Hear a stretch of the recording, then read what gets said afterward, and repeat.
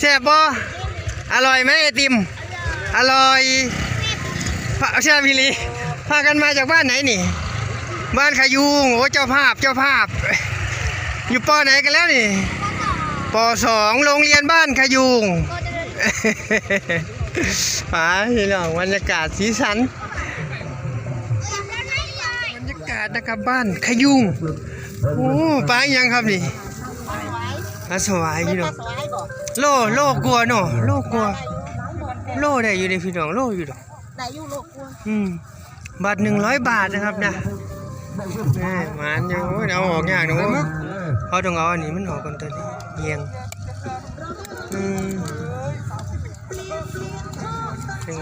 100นะครับโอ้คนหลายนะครับแถวละ1 2 3 4 10แถวละ20 1 2 3 4 5 200กว่าบาทกระซื้อมัน2-3 หมื่น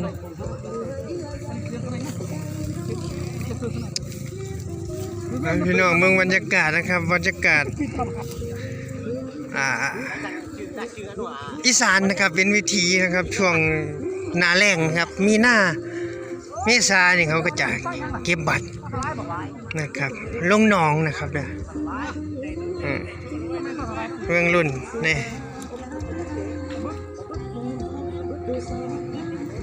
ไม่ค่อยยางเขามากเพิ่นก็มันห่างๆนะครับนะ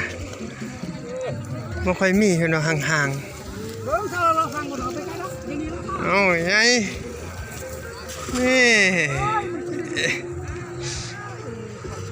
รอฟังกันหลายเลยพี่น้องคนโอ้ยาย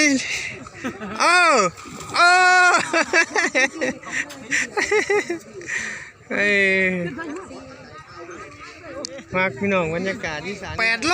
อุ้ยเน่นะครับ1 2คนที่2เห็นเหลืองๆพี่น้องเดี๋ยวซูมเน่ซูมให้เบิ่งครับนี่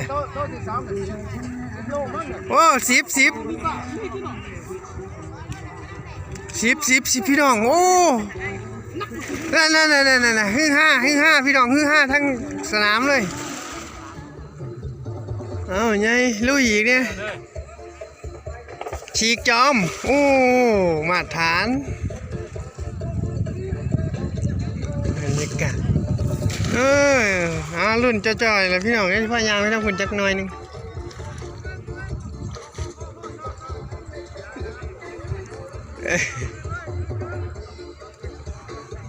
มา100 กันเที่ยงมึงนะครับนะธรรมชาติเนี่ยปลาป้อยนี่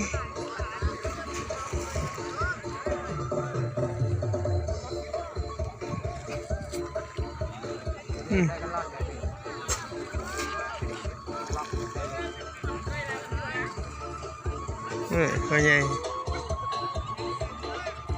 เขียนไปหาตำแหน่ง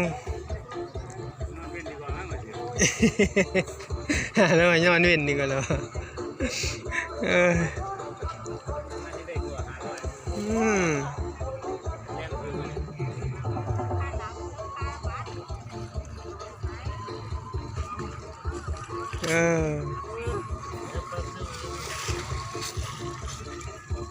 เงียบเลยพี่น้องนั่งเลยห่างแห้ง100ห่าง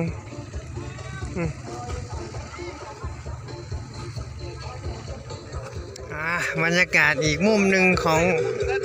น้องนะครับนะเพื่อนผมว่าอยู่จุดเงียบเลยพี่น้องที่ไม่ค่อยมีนะครับไม่ค่อยมันนี่โอ้เอาให้เบิ่งจักเอาฉีกจอมเลยนะนี่โอ้แม่นคือเราไหวเลยพี่น้องแต่มีปลานี่บ่อยู่เลยเอาขึ้นว่ามึงรุ่นนะครับบรรยากาศมันหาสิได้ย่างรอบเลยพี่น้องมาแน่นะครับเดี๋ยวที่จะย่างเลยโอ้คนหลายพี่น้องนี่คนหลาย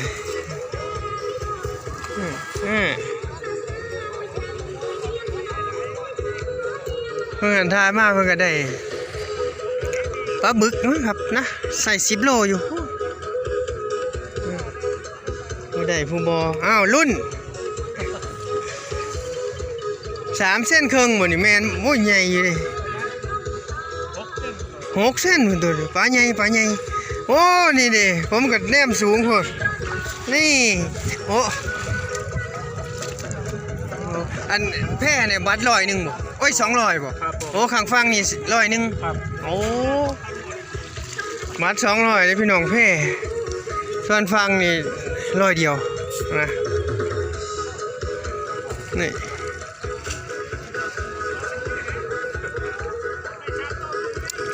บรรยากาศนะครับย่าแล้วก็มาปลดส่วนมากเขาแห่5 เส้น 6 เส้นประมาณ3ก็มีพี่น้อง3 ครึ่งนะครับเนาะนี่ประมาณ3 ครึ่งเอ้าวุบ ไปพี่น้องไปเบิ่งทางพุ่นอีกจักหน่อยเดี๋ยวสิทำเจ้านั่นแม่เขาลังจะได้จะไปทานหน่อยนะ7 โลได้บ่นี่ บ้าน 7 โลครับบัตรละ100ข้างฟังตัวนี้ตืม คุ้มอยู่100นึง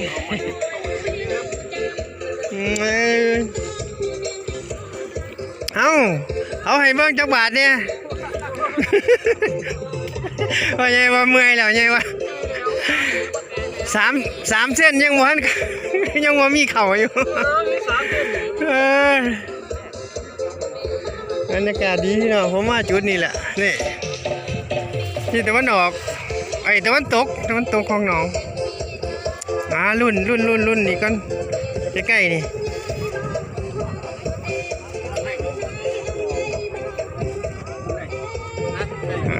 เดี๋ยวพี่น้องเดี๋ยวผมอวยมา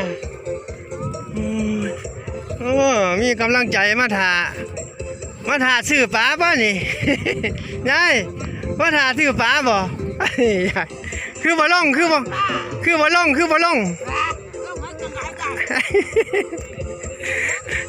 ยายเราบ่ล่องเนาะยายเราว่าน้ำลึกแล้ววะคนหลายดีไปพี่น้องไป